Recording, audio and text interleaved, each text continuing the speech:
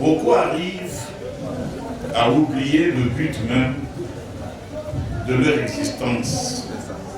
Vous êtes en mission et vous oubliez l'essentiel. Vous entendez souvent les gens dire « Je n'ai pas le temps de servir le Seigneur. Je n'ai pas le temps de venir écouter la parole. Je n'ai pas le temps, je n'ai pas le temps. » Mais pourtant, Elohim, depuis qu'il nous a donné son temps, c'est-à-dire son souffle de vie, il ne l'a jamais retiré. Le temps qu'il nous a donné est toujours là. Amen. Mais c'est nous qui disons, nous n'avons pas le temps. Donc, nous utilisons mal le temps qu'il nous a donné. Alors, aujourd'hui, nous voulons qu'après cette convention, chacun tourne ses regards vers ce prix-là. Et que plus rien ne vienne nous distraire. Amen. Peu importe ce qui t'est arrivé dans le passé, sombre soit-il, il faut oublier cela et porter le regard vers le prix de la vocation céleste.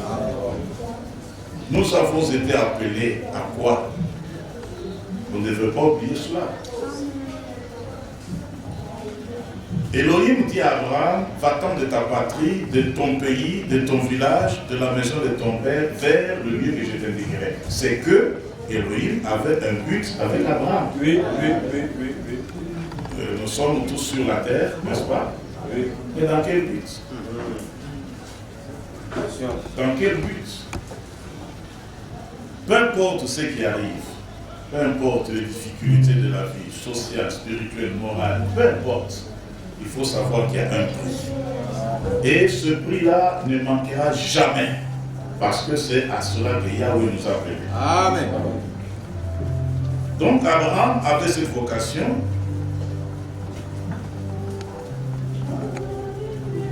Et il ne pouvait pas se livrer à des distractions.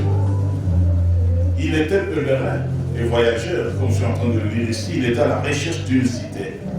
Nous avons parlé de ce qui est arrivé dans Genèse 13, où Dieu lui-même est apparu pour lui dire « Lève-toi, va-t'en de ta patrie. » Vous allez me dire qu'Abraham n'avait pas d'occupation. Il faut faire attention avec deux excuses inutiles. Tu es comptable, c'est bien beau, Sœur Gaël. Et si le Seigneur t'apparaissait pour te dire « Va-t'en d'Abidjan », tu vas dire « Vous savez, nous marchons non pas à la vue, mais par la foi. » Amen. Timothée, quitte Yamoussoukro, quitte Nana, va-t'en. Va à Timothée. C'est tout. Si c'est lui qui t'a envoyé, il prendra soin. Est-ce qu'on peut dire Amen? Nous devons simplement aller, c'est tout. Qu'est-ce qui va se passer là-bas? Il va s'en occuper. Abraham a dû quitter son père. Est-ce qu'on peut dire Amen? Il a dû quitter sa mère. Il a dû quitter ses terres. Mais est-ce qu'aujourd'hui, on peut prêcher sans parler d'Abraham? Il est le père dans la foi. C'est-à-dire que lui, il était habitué à marcher par la foi. Mais l'autre, qui était croyant charnel, n'avait pas de vocation. Est-ce qu'on peut dire Amen? Dieu n'a jamais appelé l'autre. Il avait adressé sa vocation à Abraham. Est-ce que tu as été appelé? L'autre était juste quelqu'un qui suivait un autre qui avait la vocation. Oh, c'est formidable. Mais ce matin, nous pouvons être entourés de gens qui n'ont pas reçu de vocation. Voilà pourquoi, tôt ou tard, ils vont s'arrêter quelque part. Mais si tu as une vocation, tu as un but, tu as un objectif. Je prends le cas de mes enfants qui sont là-bas, je crois qu'ils sont toujours là, les étudiants. Les parents vous ont envoyé à Yamoussoukro, pas pour chercher femme. C'est bien dit. Est-ce que vous êtes toujours là? Pas pour chercher femme. Résistez. Pas pour fumer. Aller dans tous les bals possibles, toutes les réceptions et toutes les fêtes de Yamoussoukro. Les parents vous ont envoyé à Yamoussoukro pour les études. Donc tous, la moindre des choses que vous devez faire, c'est de ramener le diplôme à papa. Amen. Est-ce qu'on veut dire Amen? Et quand on a une vocation, je dis bien, on oublie tout. Parce que je suis appelé à quelque chose. C'est vrai. Voilà que dans Genèse 13, Elohim le Tout-Suffisant appelle Abraham Et l'autre qui n'avait pas reçu la vocation c'est l'appel. Il n'a pas été appelé. Il dit allons. Allons où? Voilà pourquoi quelqu'un peut être, non, tu es appelé aussi, il peut chanter, il peut prêcher, et faire demain, vous voyez, c'est fini. Oui. Mais est-ce que tu as reçu une vocation? Regardez comment vous êtes déplacé. Vous avez dépensé votre argent. Vous avez pris le moyen de transport incommode. Mais parce que vous savez que ce que vous allez trouver ici est d'un grand prix. Est-ce qu'on peut acclamer le Seigneur? Et moi, je ne dois pas être un aventurier pour ne pas vous aider ce matin. Avec tout ce que vous avez consenti comme sacrifice, il faut que, enfin, vous puissiez vous dire, bon, en tout cas, c'est vrai, j'ai souffert, j'ai mal voyagé, mais le Seigneur m'a récompensé. Et nous ne servons pas le Seigneur inutilement, mes frères. Il y a un prix à la fin du voyage. Le salaire, on le reçoit après le travail. Et ce que vous appelez salaire, nous, dans notre domaine, nous appelons rétribution. Et la rétribution vient après la contribution. C'est ainsi qu'il y a tout un chapitre dans le cours de TCA, technique de communication d'animation deuxième année BTS, où il est dit contribution d'abord et rétribution ensuite. C'est écrit contribution, rétribution. C'est-à-dire, si à la fin du mois, vous avez un salaire, on vous remet quelque chose, c'est parce que vous avez travaillé. Vous avez contribué à l'avancement de l'entreprise. En quelque sorte, le salaire, c'est une rétrocession de ce que vous avez donné. Vous avez donné votre temps, votre sommeil, dès au matin vous allez au travail. Ce n'est pas en fait l'argent que vous avez donné. Vous avez donné votre force physique, l'énergie, le sommeil, le temps, l'intelligence. Et en retour, on vous donne un peu d'argent. C'est comme si c'était un troc. Donc il y en a qui veulent être rétribués sans avoir contribué. Ils cherchent un salaire sans avoir travaillé. Mais nous devons travailler pour qu'à la fin, on puisse nous donner notre salaire. Et le salaire que nous allons avoir, le prix ne vient pas d'un homme. Ça ne vient même pas d'un pasteur. Ça ne vient pas d'un diable, d'un missionnaire. Ah, le missionnaire m'a abandonné. Il n'a pas payé ma maison. Est-ce que le Seigneur t'a fait appeler pour que je paye ta maison? Le jour de Pentecôte, Dieu avait dit, répandez-vous et que chacun de vous soit baptisé au nom de Yeshua Mashiach et vous recevrez les loyers. Vous ne savez pas que dans le Seigneur on souffre beaucoup. Qui t'avait dit que c'était facile? On t'avait prêché notre évangile. Il faut qu'à un moment vous puissiez dormir, et vous et votre femme, les enfants, ventre plat. Affamés. Et le lendemain, les croyants attendent que vous allez prêcher.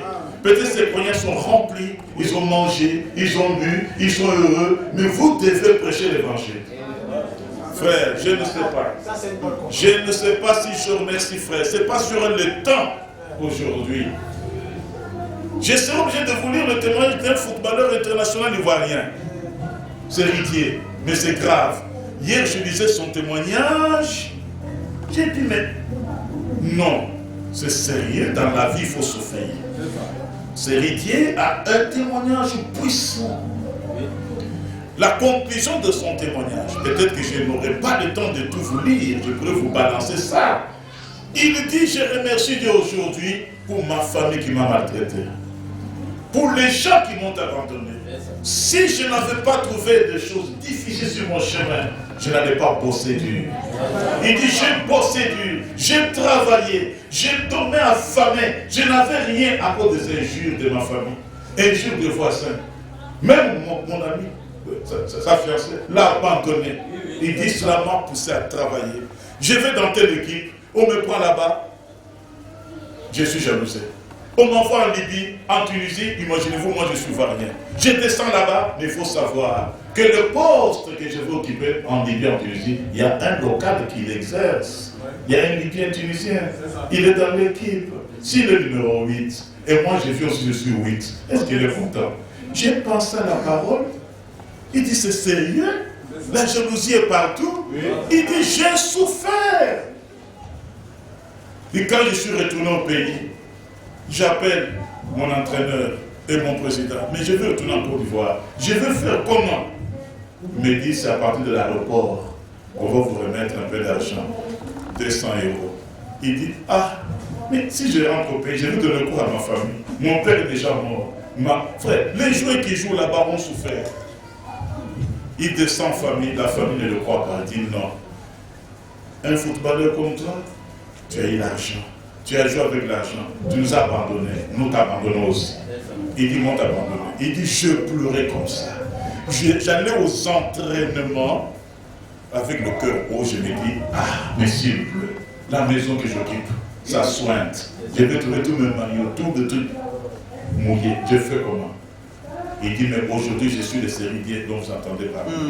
Mais ce qui m'a fait, ce qui m'a formé, c'est les persécutions. Amen. Il dit, c'est alors que je me suis dit, je suis devenu une risée. Tout le monde se moque de moi. Je vais travailler. Il y a des gens qui se sont forgés la vie dans l'Europe à cause des insultes, des injures, à cause de beaucoup de choses.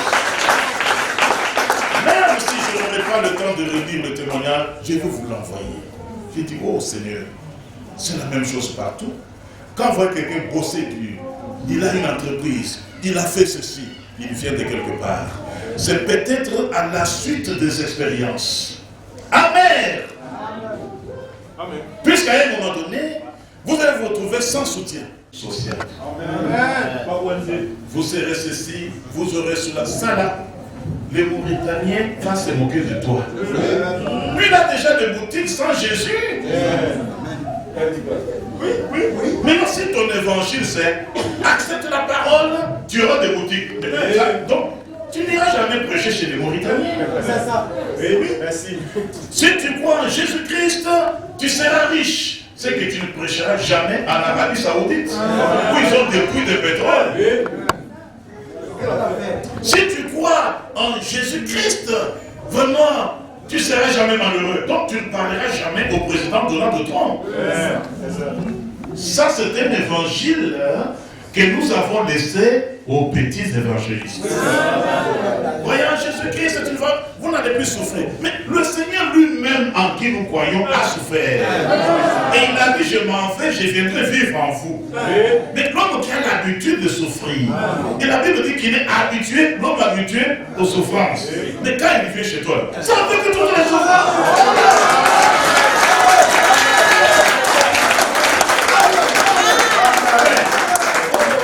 On accepte l'homme avec tout ce qu'il a et tout ce qu'il est. Mademoiselle Conan Quadio, consens-tu d'épouser Charles Kofi? Oui. Quand tu as fait ça, s'il est de petite taille, c'est que tu as consenti aussi d'accepter sa petite taille.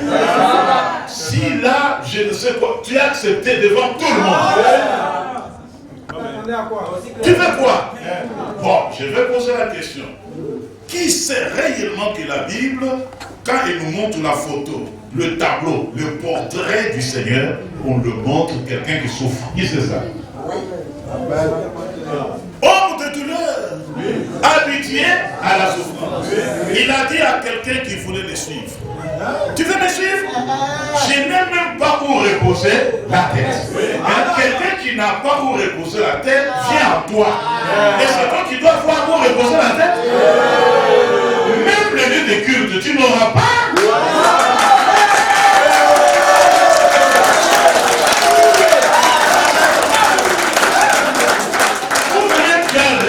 Un autre Jésus. Et d'ailleurs, pourquoi tu as un autre Jésus? C'est que tu as reçu Jésus, mais tu n'as pas reçu Yeshua. Yeshua, il est homme de douleur, habitué à la souffrance. Les dîmes qui viennent dans l'église de Yeshua sont minuscules. Et c'est rare. C'est passé par là. La preuve, regarde toi-même. Oui, montre-le, je vais payer la dîme. Tu es là. Tu es l'exemple portrait 100% de ce affaire. Tu es là. Imagine-toi que tu n'es pas le seul qui ne paie pas la dîme. Yeshua HaMashiach. Le monde est là, à la convention de Yeshua, pour écouter la parole. Il dit, mais Ils ont écouté la parole. Ils se sont réjouis de la parole. Mais à la pause, ça va se passer. L'un des disciples vient lui dire, il y a un jeune frère ici qui a 5 pains de poisson. Le Seigneur, le Créateur, au lieu de créer le poisson, suivez bien, au lieu de créer le poisson, il multiplie le poisson. Il n'a jamais créé le poisson. Non. Lui avait créé une fois pour toutes. Il ne va plus créer, mais il fallait qu'il multiplie. Donc quand vous prenez 0 multiplié par 1 million, ça donne combien? Donc il fallait quelque chose pour multiplier. Qu'est-ce que quand même le peuple que vous savez, je vais multiplier. Amen. Nous avons 5 multipliés par. Voilà. C'est ainsi que les gens ont mangé. À la pause. Ils sont revenus.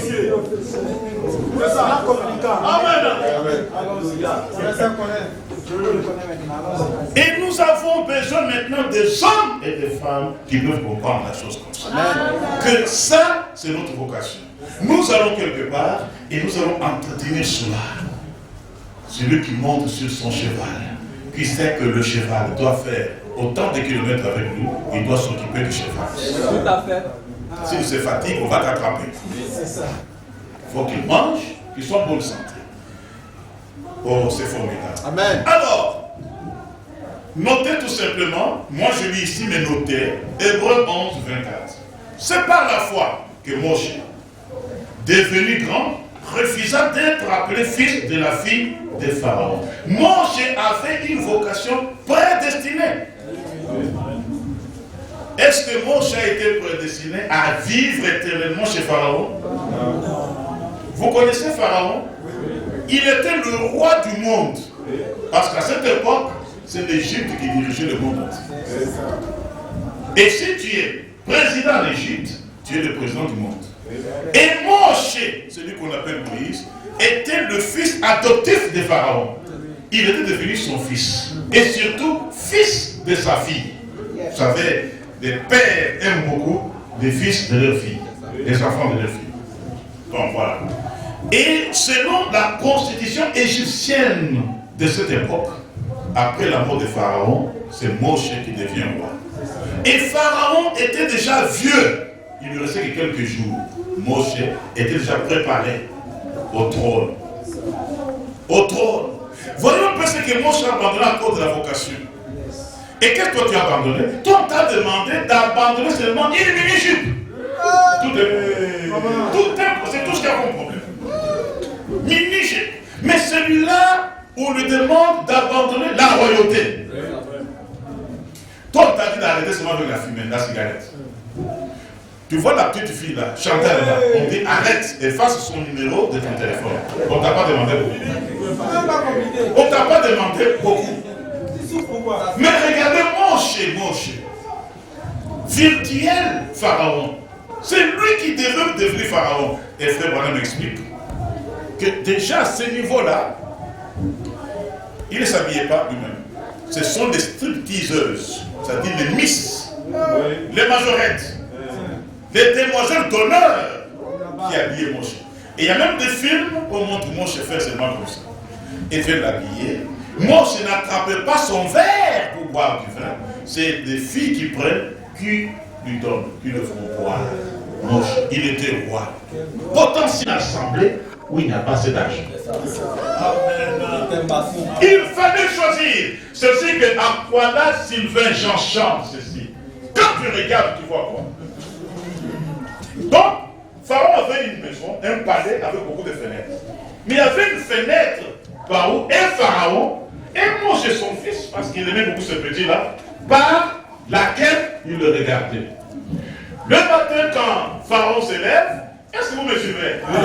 Il passe la tête par la fenêtre, qu'est-ce qu'il voit là-bas? Les tributaires debout, les Hébreux, un peuple sale, une assemblée de Yeshua, avec terre rouge, rien de bon, un pasteur à pied, même s'il a une voiture, il faut qu'on pousse. Des choses comme ça. Et puis Pharaon, c'est tout ce que lui regardait. Quand tu regardes, qu'est-ce que tu vois? Quand tu regardes, qu'est-ce que tu vois? Les gens chantent.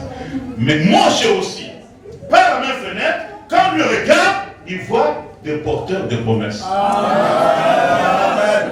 Amen. Et nous marchons frères, si vous les regardez à ce que nous voyons, vous allez vous décourager. Vous regardez votre corps, à votre âge, est-ce que je me marierai? Non, il faut regarder la promesse. Si Abraham avait regardé son corps physique, c'était fini. Fatigué. Ça, donc, il pose cette question au créateur. Est-ce que tu peux créer? Mais qui a créé les organes de l'homme? Qui a créé le poumon, le foie, l'estomac, le cœur? Vous qui êtes malade du cœur, vous qui avez l'hépatite, les intestins, rongés par le cancer, mais qui a créé les intestins? Est-ce qu'il ne peut pas en créer encore? La maladie qui vous tourmente, Dieu peut décider ce matin. Et puis c'est fini. Pharaon avec le yeux sale, il ne regarde que l'extérieur. Il le regarde. Il dit voilà des esclaves. Mais moi je regarde, il dit moi je voudrais être appelé demain l'un d'eux. Quel choix! Tu quittes une belle église catholique romaine où il y a des bancs sophistiqués, où tu es assis sur le banc. Le bonhomme qui est devant ne dit rien de bon, mais le banc lui-même te berce. Est-ce que ce n'est pas pour ça qu'il dort bien à l'église? Oui, c'est vrai. Le banc, c'est-à-dire que tu es dans une église, toi-même tu regardes dans moquette. Tu regardes le fauteuil du pasteur, tu regardes la chaussure du pasteur, tu dis non, c'est pas possible. Tu regardes la limousine, la voiture du pasteur. Tu dis non, c'est ça la vérité, parce que Dieu a dit, il est le riche, c'est lui qui a venu comme ça. Là, ça, ce sont les yeux de chèvre. Il faut être règle. Mais Moshe, quand il regarde, il avait une vocation. Alléluia. Alléluia. Alléluia. Et c'est ainsi que la Bible dit, Moshe est devenu grand. Frère grandissant, refusa d'être appelé fils de la fille de Pharaon. Le même baptême du Saint-Esprit accompagne les mêmes signes. Et c'est la promesse immédiate. C'est-à-dire juste là, la toute première que nous sommes en train d'attendre maintenant, c'est cette promesse. Donc, ce n'est pas moi aujourd'hui qui peux encore. Ayant le regard fixé sur cette promesse-là, aller encore prier chez Nieda. Ce que je n'avais pas vu, le royaume des cieux est semblable à un homme qui a découvert un trésor caché dans un champ. Matthieu 13. Dès qu'il a découvert, on insiste, hein, s'il a découvert, dès qu'il l'a découvert, il le cache d'abord, et puis il va vendre tout ce qu'il a pour venir acheter le champ. Il achète en réalité pas le champ, il va acheter l'or qui est dedans. Mais c'est lui qui a vu l'or, les autres n'ont pas vu. Ce champ-là peut être petit, juste un petit lopin de terre qui ne représente rien. Je peux vendre mon château à Cocody de 100 millions par exemple, pour acheter un petit terrain quelque part à Touba par exemple. C'est lui qui ne sait pas quelle est la motivation de ma transaction. Il me dira quoi? Comment tu vends une maison de 100 millions pour acheter un petit terrain à Touba? Mais moi qui suis allé à Congo, sachant qu'il y a 1000 d'or là-bas, je sais ce que j'ai fait. Maintenant regardez, j'ai vu qu'à Congo il y a une mine d'or, un petit lopin de terre, mais avec l'or qui vaut des milliards de francs CFA. Mais qu'est-ce que ça a à voir avec une petite maison de 100 millions? Mais c'est parce que j'ai vu que je vais vendre ça pour acheter le lopin de terre avec tout cet or-là. Maintenant, qui viendra me convaincre pour me dire non, il ne faut pas? Si je l'écoute, c'est que je ne l'avais pas vu. Comment faire cette parole? Avec ce genre de promesses, tu peux encore partir t'asseoir dans une église ou une femme et pasteur. Est-ce que tu avais vu? Est-ce que c'est toi qui parles encore quelque part? Oh non, comme maintenant dans mon église, on a besoin de moi, ce matin, c'est moi qui dois les présider. Tu présides quoi? Il faut avoir vu. Tu as vu ta femme, les petites jambes là, tu as vu, les petits yeux, tu as vu. Elle ne pèse que 25 kg et demi. Il n'y a pas de problème. Quelqu'un vient dire seulement que la femme même que tu as vu, elle regarde ses jambes. Et tu dis, ah oui, c'est vrai. Donc tu n'avais pas vu quoi. Quand tu l'as demandé la main, tu n'avais pas vu les jambes. Tu avais vu. C'est-à-dire que tu as regardé le pour et le contre, tu es arrivé à un absolu. Frère, nous sommes arrivés là. Vous voyez le gaillard qui est ici. Moi ici. Vous tous, c'est-à-dire vous refusez. Tel que vous êtes là, vous entendez, c'est pas par quelle machine. Parce que ça peut s'arriver. Elle a abandonné cet homme, il exagère. Vous sortez tous, frère. Je vais continuer. Je suis tellement sûr de la chose que je vais continuer. Combien m'ont quitté? Mais regardez l'assemblée. Mais avec qui? Et avant, on était avec qui? Vous êtes dans l'église, il n'y a pas la paix. Tu fais le programme et l'autre à son programme. Faisons ceci, des explications. Mais regardez maintenant la paix. Regardez la chose. Vous-même, vous sentez que l'air passe dans l'assemblée. Il faut avoir la révélation. Il y aura donc cette effusion du Saint-Esprit qui est l'appui de la révélation. Et nous parlerons en langue. Amen. Nous parlerons en langue. Amen. Nous n'allons pas rabâcher le mot. Non. Nous allons parler en langue et les gens entendront dans leur propre langue. C'est non, Acte chapitre 2. C'est ce que nous attendons. Et c'est pour cela que Dieu a envoyé William Marion Branham. Je vous enverrai Élie le prophète, Malachie 4, 5 et 6. Avant que le jour redoutable arrive, il viendra pour amener le cœur des enfants de Père. Nous sommes là, nous attendons ça. Maintenant, ce n'est pas à côté que tu vas quitter l'assemblée. On m'a fait, on m'a critiqué. D'ailleurs, le pasteur a dit, si c'est comme ça, je n'irai plus. C'est que tu n'avais pas vu. Un bébé ne peut pas suffire notre maman. Amen. Voilà pourquoi on nous demande d'avoir la foi comme celle des bébés. Frère, mettez un bébé ici. Par exemple, le bébé de Charlotte. Maintenant, Charlotte est vapeuse du charbon. Il a des habits sales partout. Il a même la morve et tout ça, sale comment. Maintenant, vous prenez la première dame. Vous la mettez là. Avec un sac rempli d'argent. Elle est propre. Elle est tout ça là. Vous mettez, elle est la première dame et puis Charlotte ici, puis Chanaël là-bas. Maintenant, on dit, bon, on va siffler. Chanaël, tu vas choisir où tu vas aller. Comme il est bébé, il ira où? Mais est-ce que lui ne voit pas que l'autre est pauvre? C'est les liens là, les liens qu'il a dit. Si tu es prédestiné, tu n'iras jamais.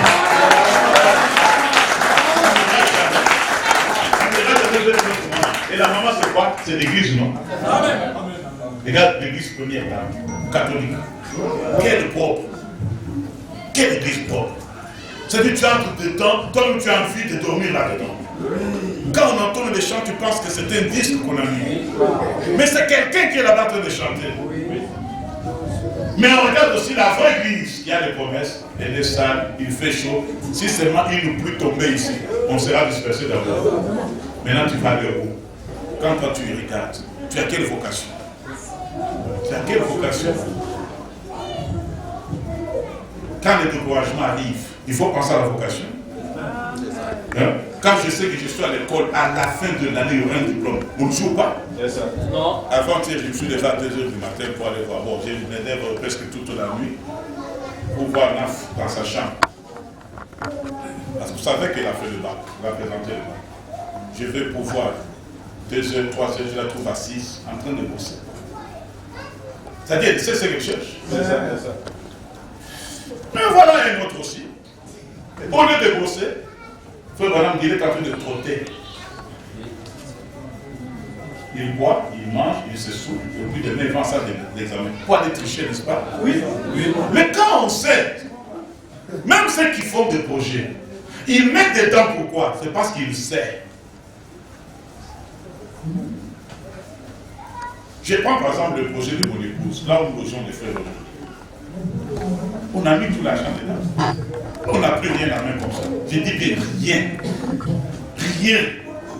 Mais on n'est pas quand même fou. Qui est super comptable. Est-ce que tu veux dire toi tu es encore fils? Fils, ça dit c'est un papa. Est-ce que Yeshua dit l'enfant ne fait rien que ce qu'il va faire au père? Non. Il dit le fils. Et applaudissez pour.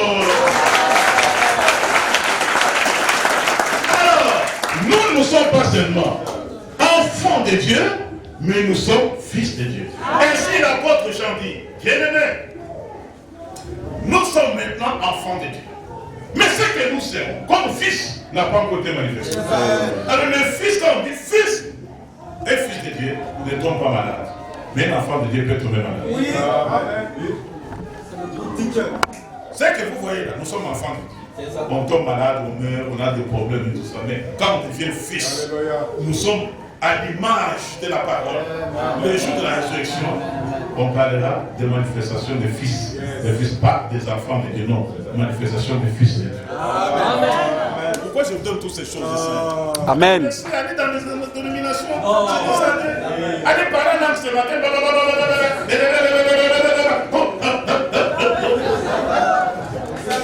Allez-y. Avec des femmes en caleçon inutiles. Avec des strings dans l'église. Oui.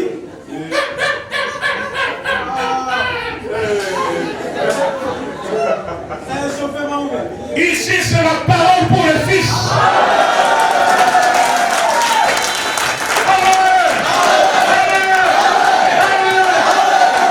Quelqu'un m'a dit, tu recommences encore à chanter. Tu as oublié. Je suis déjà guéri.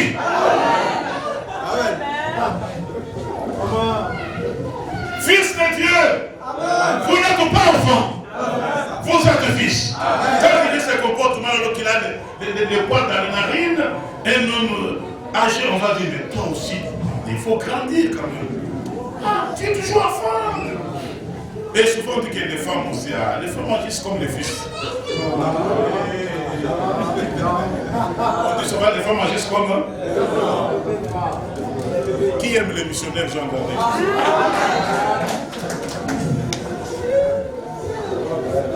C'est bon, non? Est-ce que c'est merveilleux? Nous sommes fils de Dieu. Mais ce que nous serons n'a pas encore été manifesté. Donc nous allons faire ces lieux-là. Oh frère Imeyaou, c'est ce jour-là que tu verras ta pauvre femme qui est enterrée au village sortir devant toi dans un corps qui brille. Le cancer disparaît. Le cancer lui a fait déchirer partout ici.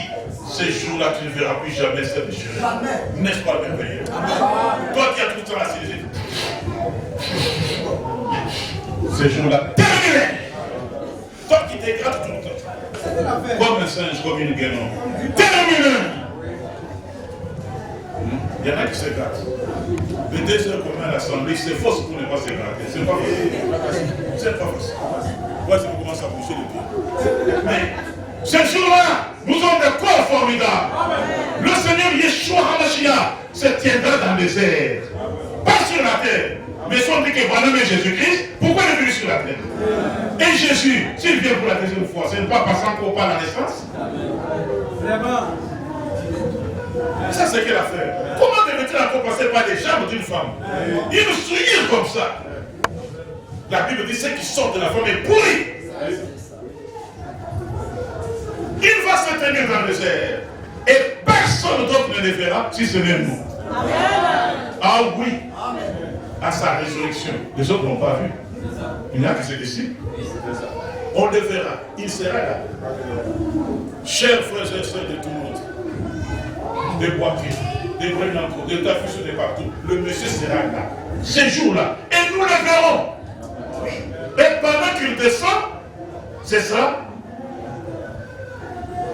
au cri de commandement. C'est-à-dire, pendant qu'il descend, il crie en même temps. Pendant qu'il crie, les morts en Christ. Pas n'importe quel mort. Il faut entendre cette voix-là. Pourquoi? Parce que quand ils étaient sur la terre, ils avaient l'habitude de l'entendre.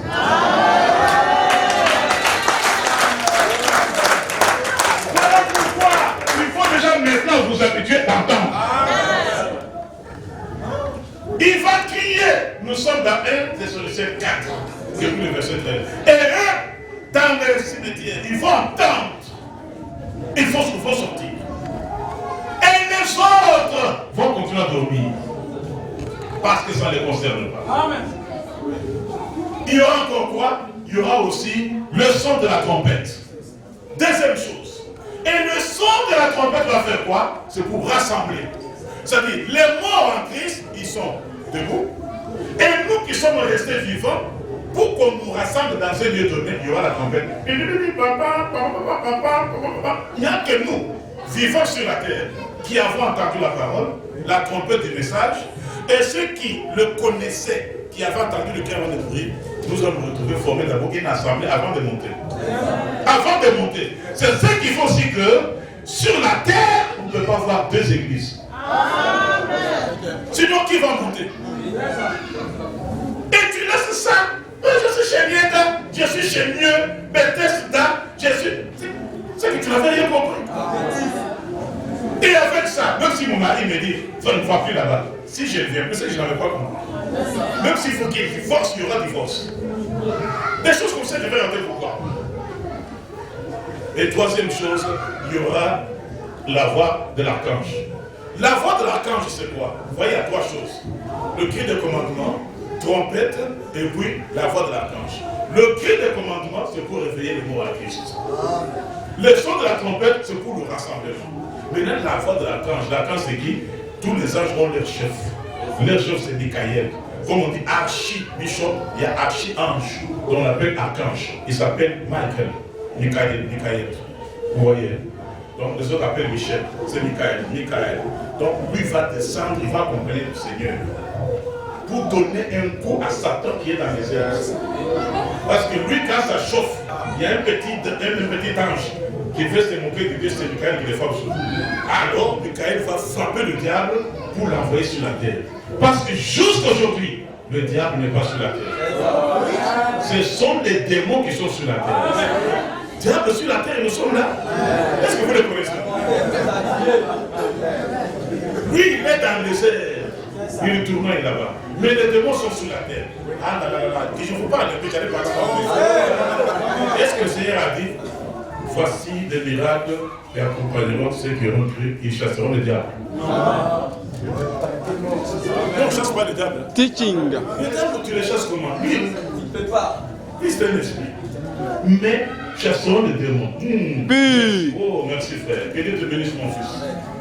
Il dit, vous chasserez les démons. Ah, tu as compris. On chassera quoi? Les démons. Mais les gens sont de chasser le diable. Le diable, on les lit. Oh, pour qu'on les lit, c'est pas maintenant. Amen. Mais qui allait nous montrer? Amen. Allez, prêchez la bonne nouvelle, guérissez les malades, chassez les démons. Les démons, ce sont les anges que le diable avait amenés avec lui dans la rébellion. Et ces démons-là, c'est ça que les chimistes, les physiciens, les autres ont pris comme nom pour donner aux maladies. C'est si vous entendez on dit comme ça, fièvre, c'est tout un démon. Parce que regardez dans la Bible, vous ne direz pas, vous dites, vous chasserez les cancers, chassez la fièvre, chassez le palu. Non. Ben, vous chasserez les démons. Mais pourquoi on ne chasse pas lui? Parce que c'est un démon.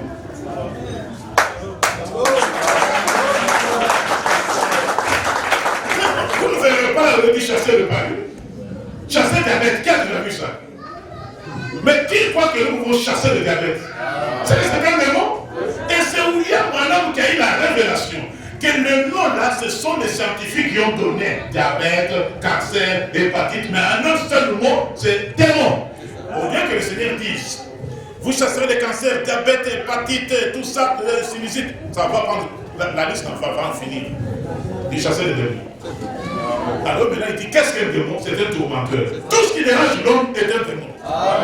C'est que tu es là-bas, tu t'éclates pourquoi? C'est un démon.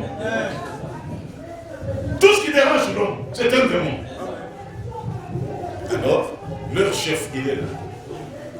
Comme Yahweh ne veut pas que lui et nous vivions ensemble, s'il est dans les airs, nous sommes sur la terre. Si on monte, lui descend. Mais lui aussi, il ne veut pas descendre.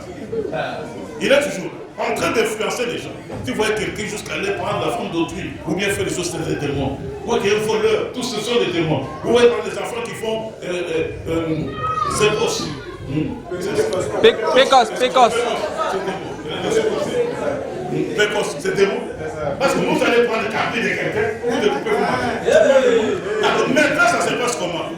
Quand nous montons sur le ciel, avec des corps déjà changés, et ces corps-là seront dotés de la puissance qui défie la pesanteur. C'est-à-dire, vous voyez, je fais comme ça, je retourne toujours. Je fais comme ça, je ne peux pas monter. Mais comment Élie était monté?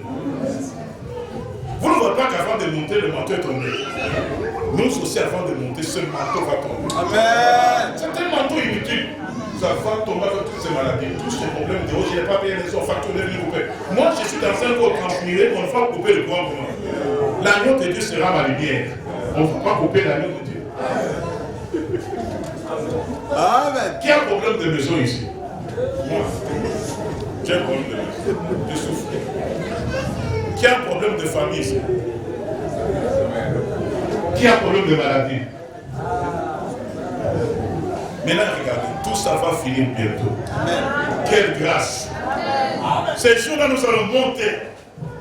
Et c'est ça qu'on appelle l'enlèvement. C'est ça qu'on appelle l'enlèvement. Et moi, je vais rater cet enlèvement à cause de mon mari.